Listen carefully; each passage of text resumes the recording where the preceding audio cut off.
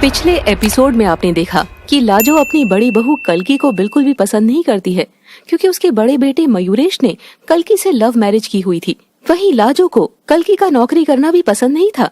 इसके साथ ही कहानी के अंत में आपने देखा था कि माहिरा को कुछ ऐसा पता चलता है जिसे सुनकर उसके होश उड़ जाते हैं।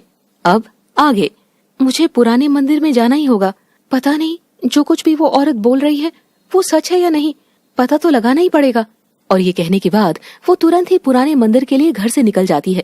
वहीं दूसरी ओर कल्की किचन में खाना बना रही है और थोड़ी टेंशन में है, क्योंकि वो इंटरव्यू में पास नहीं हो पाई थी। तभी उषा और लाजो वहाँ आ जाती है।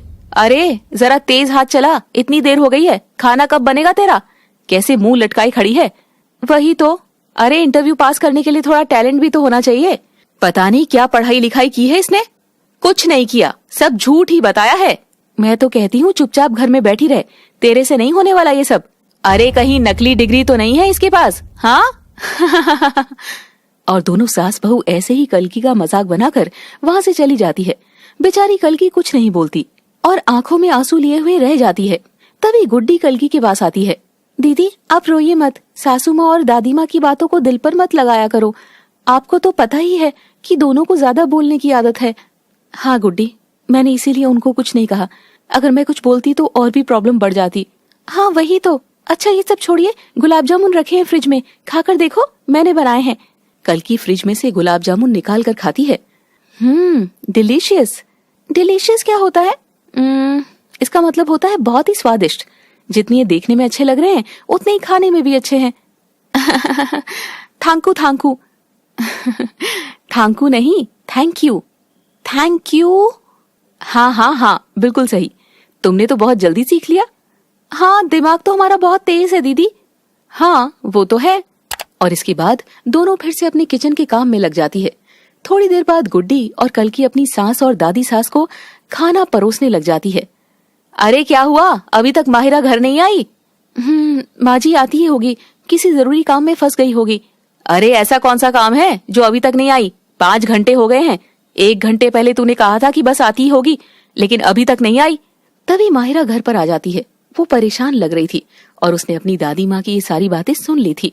दादी आपको मेरी इतनी जासूसी करने की कोई जरूरत नहीं है, मैं अपने कॉलेज के काम से गई थी। अच्छा, लेकिन परसों ही तो तूने बताया था कि तेरा कॉलेज खत्म हो गया है, फिर अब क्या रह गया? अब आपको कैसे पता होगा कि कॉलेज में कितने काम होते हैं? मेरे रिजल्ट में कुछ गलत हो गया था, बस इसी काम से कॉलेज गई थी। माहिरा ये क्या तरीका है? अपनी दादी माँ से सही से बात करो। हाँ देखा, मैंने पहले ही बोला था कि लड़की है, ज्यादा सर पर मत चढ़ा। हाँ दादी माँ आप तो बोलेंगी ही, एक आपका तो हक है बोलने का, बाकी सब चुप रहने चाहिए बस। इतना कह के माहिरा गुस्से में अपने कमरे में चली जाती है। बेटा माहिरा सुन तो, यहाँ तो आ। अरे जाने दे, थोड़ी देर में उसका गुस्सा ठंडा हो जाएगा, ज्यादा पूछ कर सर पर मत चढ़ा उसे। लेकिन माँ जी। बोला ना चुप रहे, अब चुपचाप खाना खा और मुझे भी खा लेने दे शांति से। वहीं माहिरा अपने कमरे में बिस्तर पर बैठी हुई बहुत रोती है। तभी कल्की उसके पास आती है। ननद जी क्या हुआ आपको? मैं देख रही हूँ जब से आप बाहर से आई हैं तब से बहुत दुखी लग रही हैं। आखिर क्या बात है, बताइए तो। कुछ नहीं भाभी, आप जाइए, अभी हमें किसी से बात करने का मन नहीं कर रहा है। अरे लेकिन ननद जी आप अपनों को अपना दुख नहीं बताएंगी तो किसे बताएंगी? क्या आप हमें अपना नहीं समझती? नहीं भाभी ऐसी बात बिल्कुल नहीं है। तो कैसी बात है? वो दरअसल मुझे पता लगा है कि मैं माँ की अपनी बेटी नहीं हूँ, बल्कि गोद ली हुई बेटी हूँ। क्या? ये सब किसने बताया आपको? पता नहीं, एक औरत ने मुझे कॉल की थी और ये सारी बात बताई थी। उसकी बातें झूठी नहीं है, कुछ सबूत भी दिए हैं उसने। अच्छा कैसा सबूत? मैं जिस अनाथालय में रहती थी वहाँ के कुछ पेपर्स भेजे हैं, जिसमें मेरे बचपन की कुछ फोटोज हैं। मेरे हाथ में एक दाग है और वो दाग उस बच्चे के हाथ में भी है, और उस औरत को मेरे बचपन की बहुत सारी बातें भी पता है। क्या?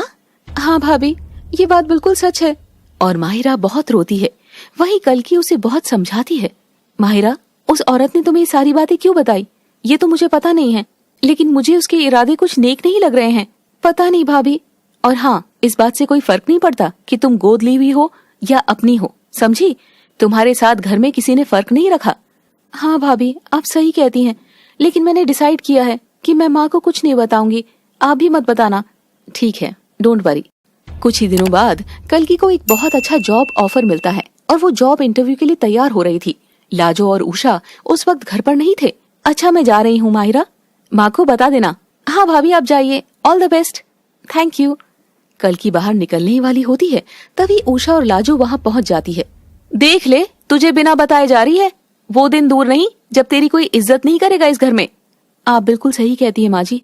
वैसे अभी भी कौन सी इज्जत है, सबको तो करनी अपनी मनमर्जी ही है ना, भला मैं कौन होती हूँ। हाँ, अब बस वो दिन दूर नहीं जब तुझे इस घर का नौकर बना दिया जाएगा, देखना। तो आप क्या चाहती हैं कि वो जॉब इंटरव्यू पर ना जाए? ननद जी प्लीज कुछ मत बोलो। बोलूं कैसे ना भाभी, आप कुछ बोल नहीं रही तो इसका मतलब ये नहीं कि आपको कुछ भी बोल दिया जाएगा। हाँ बोल बोल, जुबान तो एकदम कैंची की तरह चलती है इसकी। देख लो लाजो, कहीं ये चीज तुझ पर एक दिन हावी ना हो जाए। हाँ, इस कल्कि ने मेरी बेटी को अपनी तरफ कर लिया है, इसीलिए आजकल ये ऐसे बोल रही है। माँ चुप हो जाइए। देख ले तेरी बेटी को हाथ से छूटती जा रही है। कह रही हूँ मैं तुझे, लाजो संभाल ले अभी भी। आप दोनों से तो बात करना ही बेकार है। वहीं कल्कि को कंपनी से कॉल आ जाता है। सासू माँ मुझे जाना होगा, मैं चलती हूँ।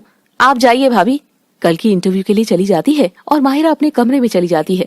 वहीं लाजो को बहुत गुस्सा आ रहा था कि माहिरा अपनी भाभी का साथ दे रही है। देख लाजो, अपनी बेटी की शादी सही समय पर करवा दे, मुझे तो लगता है इसका दिमाग खराब हो गया है। सही कहती हैं आप माँ जी। हाँ और क्या, पढ़ने में भी इतनी तेज तो है नहीं ये, बेवजह नौकरी नौकरी करती है। और अगर उसको नौकरी करनी भी है तो शादी के बाद कोई भी नौकरी कर लेगी। हाँ सासू माँ, बात तो आप सही कह रही हैं, बस मुझे डर लग रहा है कि कहीं इसका कोई लड़का दोस्त ना हो। चिंता मत कर, ये तो पता लगा ही लेंगे हम लोग। और ये सब कल्कि का ही असर है, और क्या। उसी से तो लव मैरिज करने की सीख मिली है माहिरा को। हाँ, एक इसने भी परेशान करके रखा है हमें, और दोनों मिलकर ऐसे ही कल्कि की बुराई करती रहती हैं। खैर शाम हो चुकी है और दूसरी ओर कल्कि का सिलेक्शन हो जाता है। Thank you God, thank you so much, बहुत खुश हूँ मैं। कल्कि खुश होते हुए ऑफिस से निकलकर ऑटो में बैठती है और घर के लिए निकल जाती है। घर पहुंचकर वो अपने पति को सारी बात बताती है। I am so happy Mayuresh. हाँ, इतनी बड़ी कंपनी में तुम्हारी जॉब लगी है, चलो अच्छा है। अब तुम प्लीज कुछ और मत बोलना, मुझे पता है कि तुम नहीं चाहते कि मैं जॉब करूं।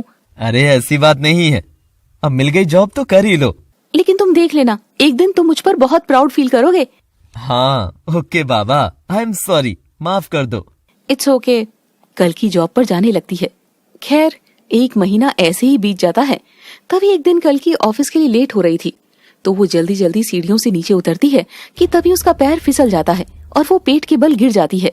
आह आह! भाभी, मयूरेश भैया जल्दी आओ। जेठानी जी उठिए, आप ठीक तो है ना? अचानक कल्कि बेहोश हो जाती है। तभी मयूरेश भाग कर आता है और घबरा जाता है। हे भगवान, ये तो बेहोश हो गई, जल्दी से हॉस्पिटल लेकर जाना होगा। कल्कि को जल्दी से अस्पताल ले जाया जाता है। उषा घर पर ही थी। वहीं डॉक्टर उन सबको एक शॉकिंग बात बताता है, जिसे सुनकर सभी के होश उड़ जाते हैं। वहीं मयूरेश को तो इस बात पर यकीन ही नहीं होता और वो रोने लगता है। नहीं, ये नहीं हो सकता, भगवान हमारे साथ इतना बुरा नहीं कर सकते। संभाल बेटा अपने आप को, ऐसे नहीं रोते। भैया संभालिए आप, भगवान पर भरोसा रखिए, सब ठीक हो जाएगा। हाँ जेठ जी। तो आखिर डॉक्टर ने ऐसा क्या बताया था जिसे सुनकर सभी के होश उड़ गए थे, और क्यों मयूरेश इतना दुखी हो गया था, जानने के लिए बने रहिए हमारे साथ सास की सास के अगले एपिसोड तक।